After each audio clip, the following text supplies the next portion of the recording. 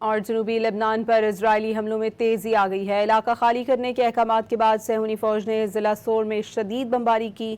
اسرائیلی فوج کے تازہ ڈرون حملے میں کم از کم 2 افراد شہید کر دیے گئے۔ رات گئے سے جاری حملوں میں مزید 8 لبنانی لقمہ اجل بنے۔ صہیونیوں نے حزب اللہ کے 150 مراکز کو نشانہ بنانے کا دعویٰ کیا۔ 2 مارچ سے جاری درندگی میں شہادتوں کی تعداد 3269 تک جا پہنچی ہے، جبکہ 9840 افراد زخمی ہیں۔ اور جنوبی لبنان پر اسرائیلی حملوں میں تیزی آ گئی ہے۔ علاقہ خالی کرنے کے احکامات کے بعد صہیونی فوج نے ضلع سور میں شدید بمباری کی۔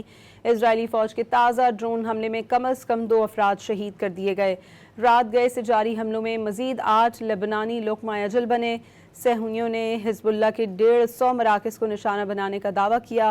2 مارچ سے جاری درندگی میں شہادتوں کی تعداد 3269 تک جا پہنچی ہے، جبکہ 9840 افراد زخمی ہیں۔